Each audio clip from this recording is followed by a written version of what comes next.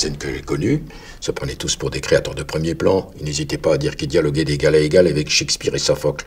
On n'aurait jamais dû lui demander à lui de vendre le projet. Take my house, take these stones, I don't care, ain't my home. Bonjour à toutes et à tous, me voici au théâtre de Paris, rue Blanche, mais c'est en Ouzbékistan que je vous emmène à Tachkent, plus précisément au cœur du texte de Rémi DeVos, Tachkent donc, qui sera joué aux Nuits de Fourvière du 4 au 7 juillet au théâtre de la Renaissance à Oulin, rencontre immédiate avec l'équipe de cette toute nouvelle création. De quoi donc ça parle, Tachkent, dont les premières dates sont données au théâtre de la Renaissance dans le cadre des Nuits de Fourvière? Tachkent, c'est une ville de l'ex-empire soviétique où va être jouée la pièce d'un auteur bien plus en perte de vitesse que son entourage veut lui faire croire. Rémi DeVos, qui écrit pour le théâtre depuis une trentaine d'années, s'est penché sur son propre métier et le résultat est comme toujours avec lui drôlissime. Il nous dit ce qui l'a inspiré. C'est un exercice de mauvaise foi. Moi personnellement, les metteurs en scène généralement veulent pas me voir parce que ça y est arrivé une fois ou deux que j'aille une répétition puis que je dise bêtement mais non, mais c'est pas... Ah bon, alors là, ça met un foin. Je veux dire, les acteurs regardent le metteur en scène. Donc, du coup, je laissais tomber ça assez vite. À partir du moment où j'ai écrit la pièce, les metteurs en scène, les acteurs en font ce qu'ils veulent. Et je suis ravi quand c'est pas la chose à laquelle j'ai pensé en écrivant, par exemple. Ce metteur en scène qui va s'emparer de ce que Rémi DeVos a écrit, c'est le Britannique Dan Gemmett. Il s'est beaucoup frotté à Shakespeare par le passé et même à Ubu-Roi, dans lequel il avait distribué un certain Éric Cantona, qui donnait la réplique à Valérie Crouzet. Elle est toujours là, et cette fois-ci, son rôle est bien différent.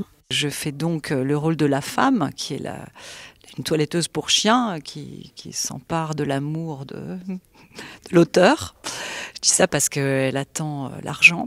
Bien sûr, ça parle de notre métier, mais je l'ai fait lire à ma mère, qui n'est pas du métier, et qui m'a dit, parce que ça m'inquiétait, je me suis dit, tiens, est-ce que c'est pas trop le métier et tout ça? Et elle m'a dit, mais non, c'est totalement universel. Et puis elle m'a dit, c'est, tu sais, une femme comme ça, qui en a après le fric du vieux qui va crever. C'était drôle. Parmi les 4 comédiens qui seront dans cette création figure aussi Hervé Pierre, longtemps membre de la troupe de la Comédie Française. Lui aussi avait déjà travaillé avec Dan Gemmett. Il nous explique qu'au-delà du comique de situation, ce texte est en fait assez universel. Je trouve que c'est aussi une pièce sur la dépossession. C'est-à-dire qu'il y a des chercheurs, par exemple, qui travaillent sur des molécules, des choses très pointues, etc. Et puis qui vont être dépossédés, en fait, par l'industrie pharmaceutique, par exemple. Tout le monde vit, en fait, ces relations compliquées entre la création et la dépossession, en fait, de la création pour des fins commerciales ou voilà. Et donc, je trouve que la pièce parle comme ça un peu à tout le monde. Là, on dirait qu'il va parler, là. Bah, ce serait bien pour la bande-annonce. Il vous regarde. Oh, bah, ce serait bien pour la bande-annonce. Vous pensez qu'il sera joué après sa mort? Ah bon, bien sûr, votre mari sera joué. Ah, ça me rassure. Faudra juste attendre un petit peu.